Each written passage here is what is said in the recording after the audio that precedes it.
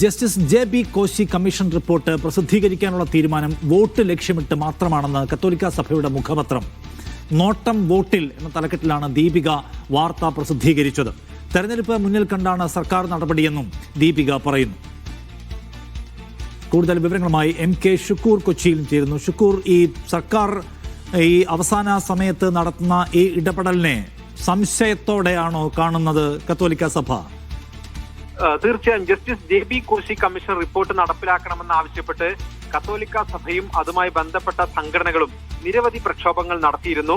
സർക്കാരിനെതിരെ ശക്തമായ ലേഖനങ്ങൾ ദീപിക നിരന്തരം പ്രസിദ്ധീകരിക്കുകയും ചെയ്തിരുന്നു. ഒരു ഘട്ടത്തിൽ മുഖ്യമന്ത്രിയും കത്തോലിക്ക സഭയും നേർക്കുനേർ ഏറ്റുമുട്ടുന്ന സാഹചര്യം പോലും ഉണ്ടായി.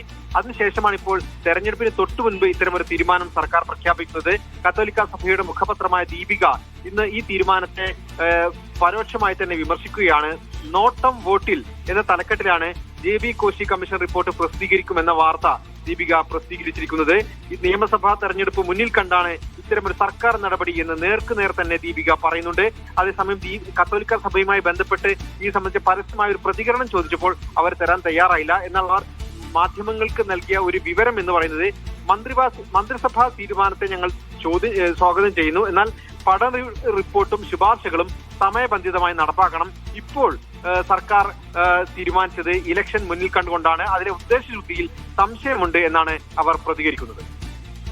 ശരി. എന്തായാലും അവരുടെ ശ്രദ്ധേയമായിട്ടുള്ള കാര്യമാണ് ജസ്റ്റിസ് ജെ.ബി. കോശി കമ്മീഷൻ റിപ്പോർട്ട് സർക്കാർ പുറത്തുവിടാനുള്ള തീരുമാനമെടുക്കുന്നത് തെരഞ്ഞെടുപ്പിനെ മുന്നിൽ കണ്ടാണ് എന്ന് നമുക്ക് ന്യായമായി സംശയിക്കാം. കാരണം 2020 നവംബർ 5-നാണ് ജസ്റ്റിസ് ജെ.ബി. കോശി കമ്മീഷനെ സർക്കാർ നിയോഗിക്കുന്നത്. അതിൻ്റെ പ്രധാനപ്പെട്ട ലക്ഷ്യങ്ങൾ നമുക്കറിയാവുന്ന പോലെ ഇപ്പോൾ ക്രിസ്ത്യൻ ന്യൂനപക്ഷ സമുദായങ്ങളുടെ വിദ്യാഭ്യാസ പിന്നോക്കാവസ്ഥ, സാമ്പത്തിക പിന്നോക്കാവസ്ഥ, ക്ഷേമ പ്രശ്നങ്ങൾ തുടങ്ങിയ കാര്യങ്ങളൊക്കെ പഠിക്കുക.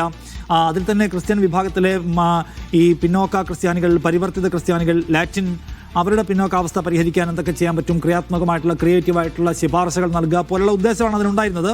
അതുകൊണ്ട് 3 വർഷത്തോളം പ്രവർത്തിച്ചതിന് ശേഷം 4.87 ലക്ഷത്തോളം റെപ്രസെൻറ്റേഷൻസ് ആൻഡ് ചേർച്ചസ്, ഓർഗനൈസേഷൻസ് ഇവയെല്ലാം അതിന് ടെസ്റ്റിമണീസ് എല്ലാം പരിഗണിച്ച് 14 ജില്ലകളിലും സിറ്റിങ്ങുകളൊക്കെ നടത്തി റിപ്പോർട്ട് ഇറക്കി.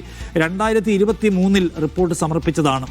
അതിൽ 284 പ്രധാനപ്പെട്ട ശുപാർശകളുണ്ടെന്ന് വിചാരിക്കുന്നു, 45 ഉപശുപാർശകളും.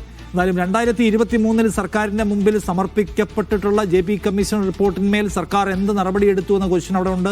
റിപ്പോർട്ടിൻ്റെ ഉള്ളടക്കം എന്താണെന്ന ക്വസ്റ്റ്യൻ ഉണ്ട്. 2026 ആകുമ്പോൾ 3 വർഷം കൂടി അവിടെ സർക്കാരിൻ്റെ പെട്ടിയിൽ തന്നെ ഇരുന്നു.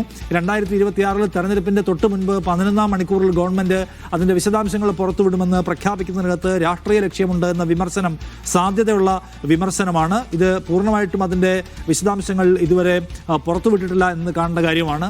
റിപ്പോർട്ടുകൾ ഇങ്ങനെ കിട്ടും, അത് ഗവൺമെൻറ് പലപ്പോഴും നടപടികളെടുക്കാതെ വൈകിപ്പിക്കുക എന്നൊരു പ്രശ്നം ഈ ഗവൺമെൻറ്റിനെ കുറിച്ച് ആക്ഷേപമായിട്ടുണ്ട്. ഹേമ കമ്മീഷൻ റിപ്പോർട്ട് എത്ര വർഷമാണ് പൂഴ്ത്തിവെച്ചതെന്ന്, അത് പുറത്തുവിടാൻ എന്തുമാത്രം സമ്മർദ്ദം ഉണ്ടാക്കേണ്ടി വന്നുവെന്ന്, പുറത്തുവിട്ടപ്പോഴും സിനിമാ മേഖലയിലെ മേലാളന്മാരെ ബുദ്ധിമുട്ടിക്കാതിരിക്കാനുള്ള പേജുകൾ സർക്കാർ കീറിയിട്ടാണ് പുറത്തേക്ക് വിട്ടത് എന്നത് നമുക്കറിയാം. ജെ.ബി. കോശി കമ്മീഷൻ 2020 കോൺസ്റ്റിറ്റ്യൂട്ട് ചെയ്യുന്നു, 2023 അതിൻ്റെ പ്രോസസ്സ് പൂർത്തിയാക്കി റിപ്പോർട്ട് സമർപ്പിക്കുന്നു. 2026 തെരഞ്ഞെടുപ്പിൻ്റെ തൊട്ട് മുമ്പ് സർക്കാർ അതിൻ്റെ വിവരങ്ങൾ വേണമെങ്കിൽ പുറത്തുവിടാമെന്ന് മന്ത്രിസഭ തീരുമാനിക്കുന്നു. രാഷ്ട്രീയം അതിനകത്തുണ്ട് എന്ന കാര്യത്തിൽ തർക്കമില്ല. എന്തായാലും ഇനി അതിൻ്റെ തുടർ നടപടികളിലായിരിക്കും ഒരുപക്ഷേ കത്തോലിക്ക സഭ കുറച്ചുകൂടി സീരിയസ് ആയിട്ട് അതിൽ എൻഗേജ് ചെയ്യാൻ പോവുക എന്ന് കാണണം. പക്ഷേ ദീപികയുടെ തലക്കെട്ട് ഇതാണ്. ഷുക്കൂറാണ് വിവരങ്ങൾ നൽകിയത്.